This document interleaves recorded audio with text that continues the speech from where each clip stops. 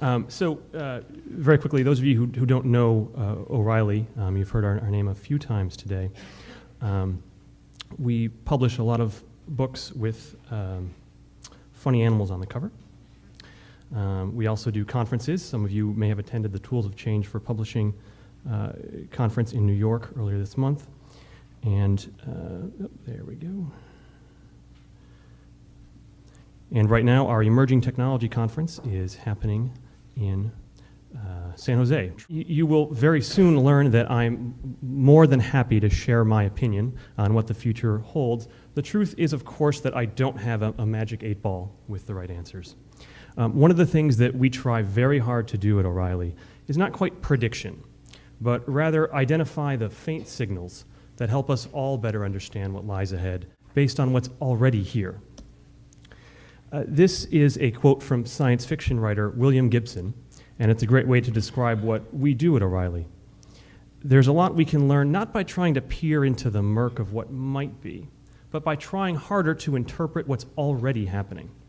That's what I'm going to talk about today, in terms of what's on the horizon for publishers, especially around digital and mobile reading and distribution. Besides, if I was using a magic 8-ball, it would look a lot more like this one. This is the iBall iPhone app. I'll be talking a lot about mobile phones in general and a little bit about the iPhone in particular later on. And I realize I'm standing between you and your cocktails, so I'll try and keep things rolling. This is one of the original early warning systems. This little guy isn't in a coal mine, but a few of his ancestors probably were. And I'm sure they'd agree that what was a faint signal to the miners was anything but faint to them. Much of what I talk about today is based on our own experience as a publishing company, one that sees itself as having a little bit in common with those canaries. It's easy to chalk up a lot of our experiences at O'Reilly to the subject matter of our books or the technical nature of our audience. We believe that we are very much like the canary in the coal mine. And like the canary, what may sound like a faint signal from where you're sitting is anything but faint for us. First, the bad news from the birdcage. Though I'm sure many of you are feeling this by now. This is Nielsen point-of-sale book scan data for the entire computer book market, not just O'Reilly, for the past 4 years. The red line is 2009 so far. Looking good. If it went back further, you'd see that the market for our books, computer books in general, dropped 20% a year for 3 years after the dot-com crash earlier this decade and never recovered. And now, after several years of stagnation, we're heading back downhill again in terms of printed books sold at retail. But there is some good news to report, and this graph is, I think, the most shown one today. But it is some good news to report from our vantage point. I'm going to talk about there's a lot of speculation about how big the market for ebooks really is. 1%, 2%, what is it now? How does it compare to print? It's clear from this IDPF data that we already saw that ebook sales are growing. In fact, if you kind of look and measure these things, you'll see that since 2003, they've been doubling every 18 months. Anyone know what famous technology also had that kind of growth rate? Someone? Moore's Law, right. Number of transistors you can fit on a chip. So these numbers, they're still rather small, of course. $18 million on the high end there, compared with roughly $30 billion US print market. But this data, of course, as Michael Smith alluded to, represents just a fraction of actual ebook sales. It's only 13 trade publishers and only ebooks sold at wholesale. By comparison, our Safari Books Online subscription service, which I'll talk about a bit later on, isn't part of this data at all. And in fact, by itself, is bigger than the high mark on this graph. If you want to make a proper comparison between retail sales and total ebook sales, I don't think it's unreasonable to double or even triple the numbers on this graph. Here's a graph of sales data from our website. The blue line is all products, so everything we sell from O'Reilly.com. We have a pretty robust direct business. The other lines there break down by format among print books, as well as PDFs and ebooks. Now, we originally started with just PDFs, and we've since been replacing those over time with ebook bundles that include a PDF along with some other formats. Now, our direct business has been holding steady despite the overall down market that you saw earlier. And as of late last year, we're now selling more digital books than print books from our website. And that's a trend that's continued through today, just this morning. And that's a pretty big change for us. This is not a 1 or 2% issue. So when you're talking about our direct business, which is not a small piece of our overall pie, we're selling more digital than in print. And our print market share hasn't dropped. Our data shows that many of these sales are to overseas customers who don't have easy access to the print version. Not just us as a publisher. This is a bit of a mashup graph showing the IDPF one along with some other data, so let me take a minute to explain. The blue bars are the same ebook data you saw before, and the red bars overlaid here are print sales across the entire computer book market over the same time period. Now, these are different scales. The high water mark in red is about $80 million compared with $18 million for ebooks. But remember, those ebook numbers are wholesale and are a little underreported, so those are closer than they might seem at first glance. Regardless, it's clear that despite a stagnant and now declining market for printed computer books, there is substantial growth opportunity in digital books. Those of you who have watched ebooks for a while know it's been a bit of a disappointing story. So what has changed? Why has every speaker that's been up here today almost been talking so much about ebooks? One of the reasons that we think our own ebook sales have been so strong is because we give our customers 3 different DRM-free formats. That's digital rights management, those of you who don't know, not dating repellent, when they buy an ebook. One is EPUB, you've heard a lot about, the relatively new standard. Also PDF, as well as Mobi Pocket. And why Mobi Pocket? Well, because the Kindle doesn't currently support the Open EPUB standard, unlike the Sony. Our customers with Kindles can upload the Mobi Pocket files onto their Kindles. And why not sell directly through the Kindle? Because the Kindle also doesn't, well, changing now, but until very recently didn't support the rendering of tables or computer code, which, as you can imagine, are kind of important to our books. The EPUB format I mentioned is still a relatively new standard, of course, but it's gaining a lot of momentum. And you can see from this graph that it's the second most popular format after PDF for our ebooks. So this is a graph that shows, of customers who buy the ebook bundle from us, which format do they choose to download? The lightest gray is PDF. So that continues to be the most popular format for people to download our ebooks in. The darkest is EPUB. So it's catching up quickly. And the one in the middle is Mobi Pocket. And of course, those EPUB books can be read on the Sony Reader, on the iPhone, and a variety of other devices and platforms. This was mentioned earlier today. At this year's TOC conference, Doctorow implored publishers to demand the option to not encrypt their digital books with DRM. Of course, Corey believes that no book should have DRM. And while I do happen to agree, I also believe that should be the choice of the publisher. But just as it must be your choice whether to add DRM to your digital products, it must also be my option not to. And we have been putting our money where our mouth is, so to speak, and insisting that anyone who sells our ebooks not use DRM. And do you know what the most common response is when we raise that issue? No one's ever asked us that before.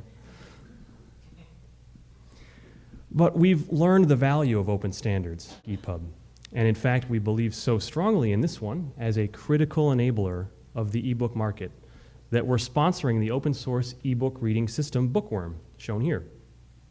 Readers can add their EPUB books to an online library, search them, and perhaps best of all, it will remember where you left off across computers and devices. And I'm proud to say we beat Amazon to that one by several months. Like Michael said this morning, it's not enough just to tell people, Michael Tamblin, by the way, they need to experiment and innovate. It's important to roll up your sleeves and dive in. Here's Bookworm on my iPhone. Note that it looks a lot like a web page. And that's a really important thing to remember about ebooks. Because they're primarily read on computers and web-enabled cell phones, they're just a hyperlink away from the rest of the web. And the web can tell us a lot about whether people are really reading any less these days. In July of last year, Google announced they'd indexed 1 trillion web pages. Most web pages are text, after all. By comparison, and I admit these numbers are a little rough, there's about 6 million books in the entire U.S. Library of Congress. At a generous 500 pages a book, that would mean there are 13 billion pages in all of the Library of Congress, which has been around for 200 plus years. That's about 1% of the number of web pages that Google has indexed in the past 11 years. People may well be reading fewer printed books, but they're most certainly reading and writing more text than ever. And when you connect your books and your text to the web, they become part of a rich and dynamic network of community and connections. But the web in particular, and digital distribution in general, also fundamentally alters the economics of distribution and selection. This is really a slightly different look at that same red and green graph we saw this morning from Michael Tamblyn again. By now, I'm sure you have heard the term the long tail, the notion put forward by Chris Anderson, that a significant amount of demand for products like books and music and movies has long been hidden by the limitations of a physical sales and distribution channel. It means that all of those books that might only sell a few dozen or 100 copies in a year can together add up to potentially more than the blockbusters, assuming you can make it available profitably. So what does that actually mean for a publisher? One of the things I'm trying to do today in the spirit of sharing this is provide you some numbers and data from what we've seen. Earlier I mentioned Safari Books Online, where nearly all of our books, as well as those of several other publishers, are available online and, of course, never go out of stock. This chart ranks all of our books by popularity. The blue line represents physical print book sales shown by their BookScan ranking. A handful of very pops are selling up to hundreds and thousands of copies a week, with the vast majority selling perhaps a handful, very familiar long tail. Now the purple line, which is on a different scale, it's just shown for comparison here, is average hits per title on Safari. There's a similar trend of a few very popular titles getting a high number of hits. Quite expected, certainly. But notice how all of those books that show essentially zero demand when viewed as print products are still being consumed when available as part of an infinite electronic library. To put some actual numbers behind it, here's how things break down on the print side of things. As you might expect, seeing that graph, a full 94% of print sales come from the short head of popular titles. But when customers have ready access to every title, not just the popular ones, the mix changes quite dramatically. This suggests that finding ways to make all content accessible to your customers can reveal hidden demand that is nearly impossible to satisfy through traditional retail channels. So even as demand for our printed books has remained fairly flat and now declining, Safari is 20% of our business and growing 30% a year. The infinite selection and instant gratification of the web mean rethinking the way we measure and meet demand. Then again, when it comes to the web, there's another very important question to ask about content. And this is something I think we heard a little bit about from Brian. If our books are connected to the web, does that mean everyone will expect them to be free? Well, there's not really a simple answer to that question. The truth is, people are definitely paying for access to digital information and content. $26 billion for internet access, almost in games. It's simply not true that no one will pay online. But that doesn't mean it's always easy to balance free and paid. Scott Adams, creator of the Dilbert comic strip, said it quite eloquently in a column he wrote for the Wall Street Journal. The column was called "Giving Stuff Away on the Internet," and it contains some very interesting lessons learned. Here's one of those lessons. A few years ago, I tried an experiment. I put the entire text of my book, God's Debris, on the internet for free after sales of the hard copy and its sequel, The Religion War, slowed. My hope was that the people who liked the free ebook would buy the sequel. According to my fan mail, people loved the free book, I know they loved it because they emailed to ask when the sequel would also be available for free. For readers of my non-Dilbert books, I inadvertently set the market for my work at 0. Oops. Many people think of free and they see this, a tip jar model. I'll put stuff up there and hope that someone will pay me for it. One of the most popular recent examples of this is Radiohead, who got a lot of attention for offering one of their albums at a name-your-own price. Now, they did get a lot of attention and have since acknowledged it was primarily a promotional gimmick. But there's another artist whose experience with free is much more instructive. Nine Inch Nails frontman Trent Reznor did exactly what Radiohead did with one of his albums and put out the proverbial tip jar. Not surprisingly, most people didn't even leave what you see here. But rather than dismiss free as a fad, Reznor recognized that digital music will still be copied, but that doesn't mean you can't make money from it. His next album does a much more nuanced understanding of the power of free.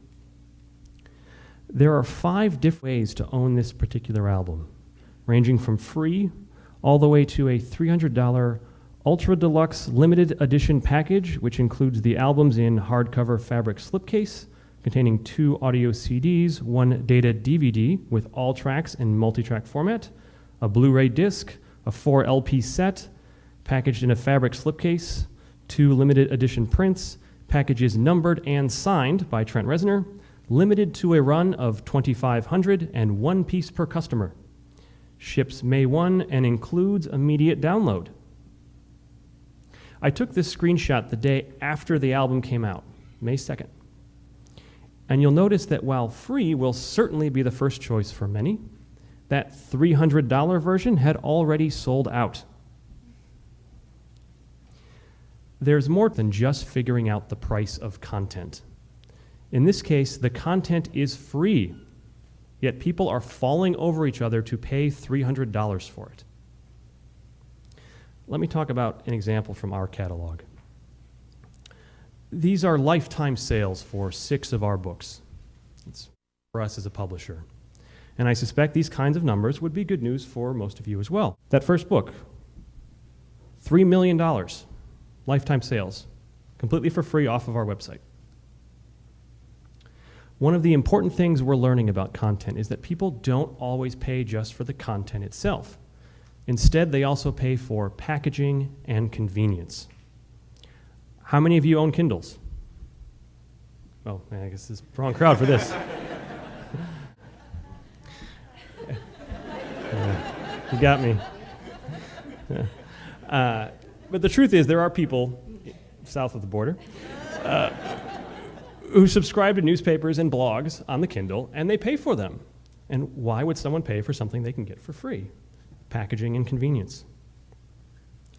I want to talk a little bit about that last example of one of our books that's also available for free, a book called Real World Haskell.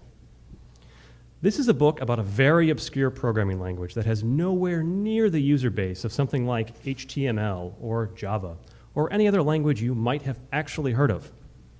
Yet it's been one of our best sellers since it came out, even though the entire book is available for free at the author's website.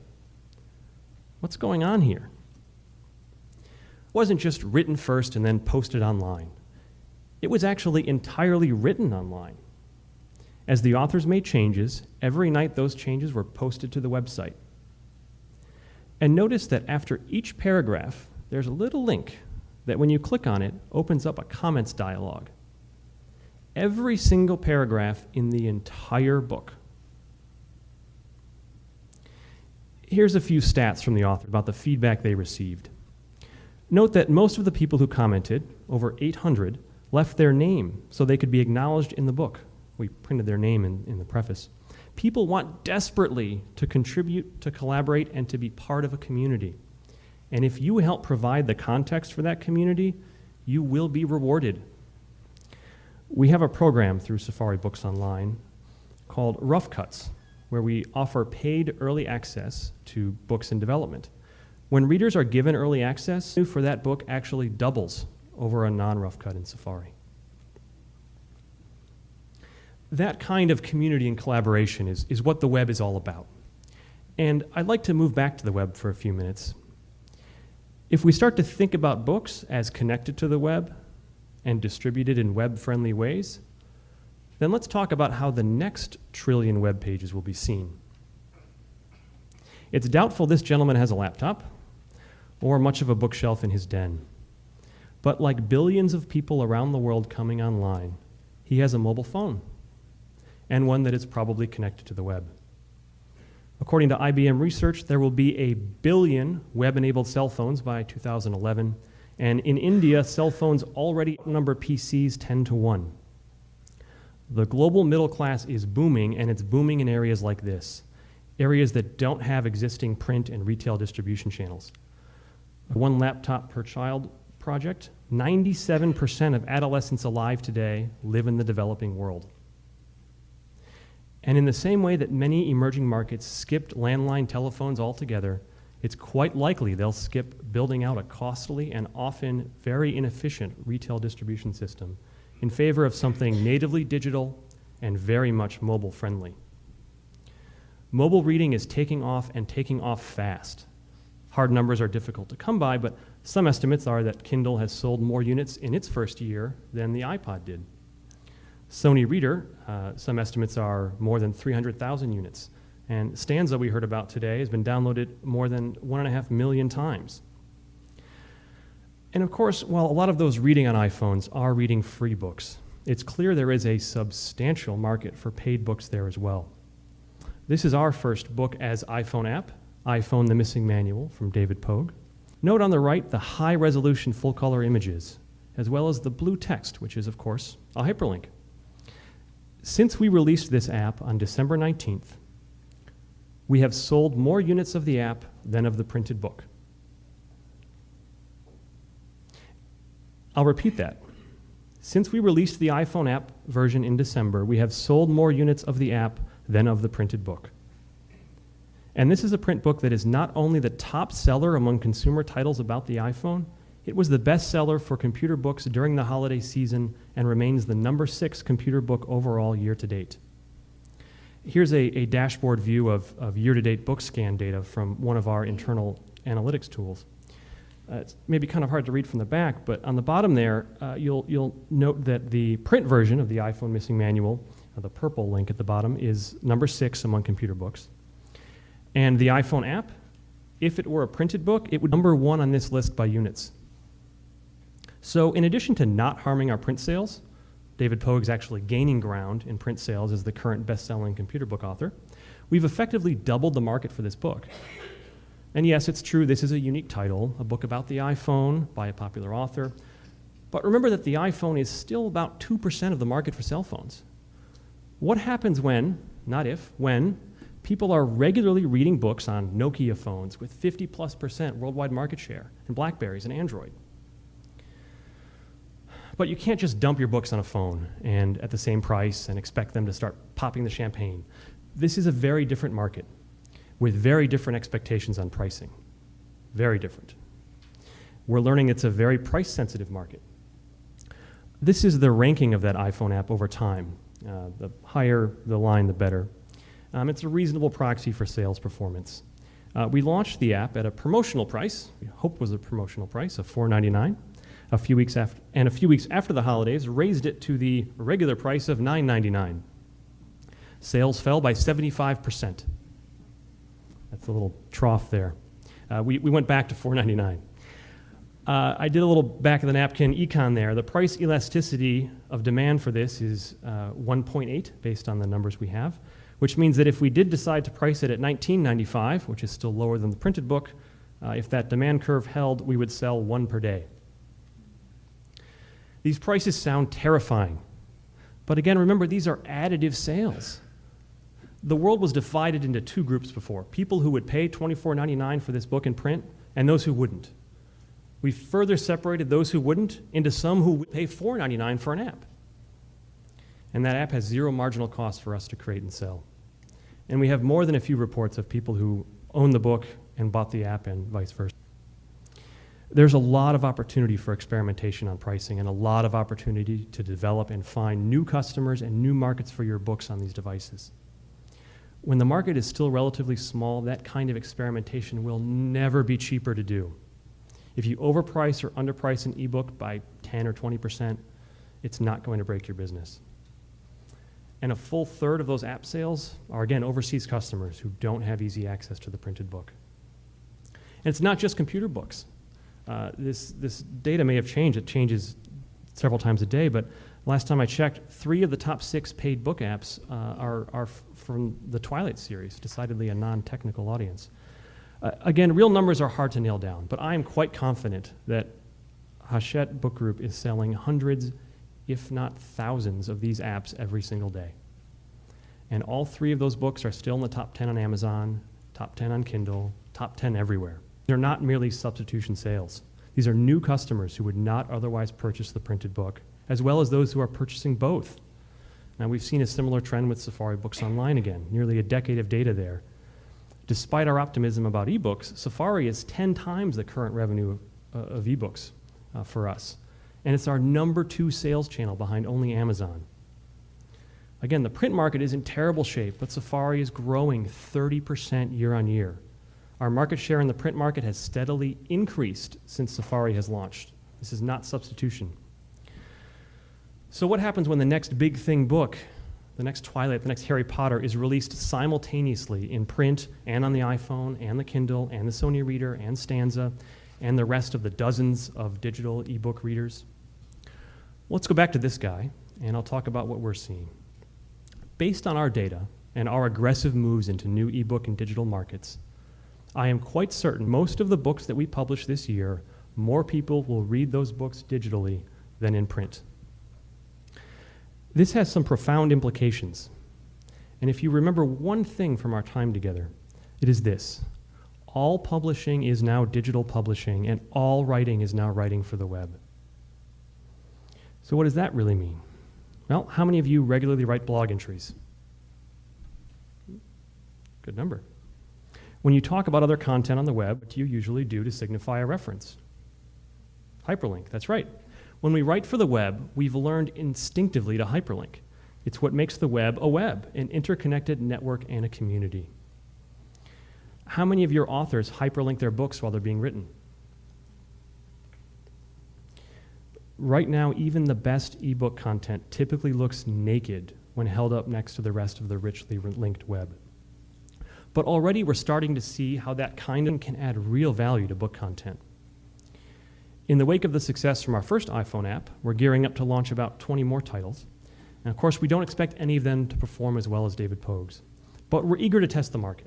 Remember, there's no printing or shipping costs here. And while customers can technically return these, in practice, such returns are negligible.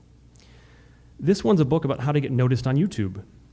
Again, on the right, you'll see a page of content, and near the top, there's a hyperlink to another chapter within the book. But notice that other hyperlink. It's a link to where? YouTube. And what video player does an iPhone already come equipped with? That's right. Clicking those links brings up YouTube videos right on the iPhone. And when you're done watching the video, you just click right back to where you left off in the book. That's a book behaving like the web it's now a part of, and it's the single most important thing you can do with your content as you prepare to make it available in digital formats. As a snippet from one of our ebooks shown in Adobe Digital Editions. On the right is an excerpt from one of the O'Reilly sites that I blog at. Anyone notice the major difference? There are 7 links in these few paragraphs alone in the blog entry. A line indicating it's been updated with even more links, as well as another link to an active comment thread. Which one of these is better suited to reading while connected to the web? And even when the content itself isn't directly hyperlinked, readers are building their own online connections and community around the content that they love.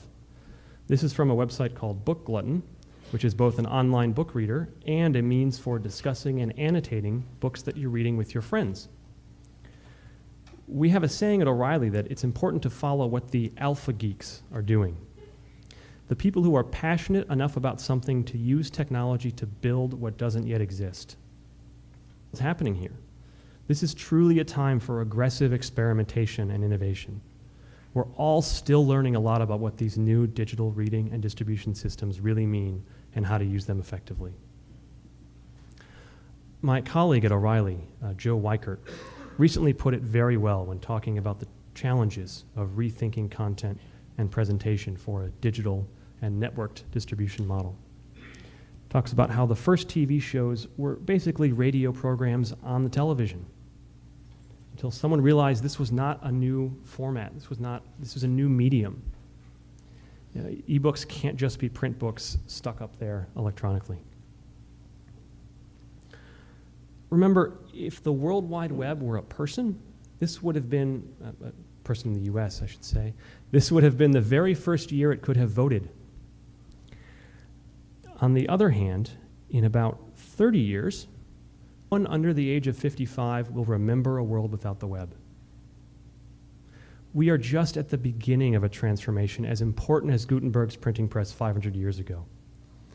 There's enormous challenges, to be sure, but there's also extraordinary opportunities for those willing to take risks and do what Alan Kay suggests here.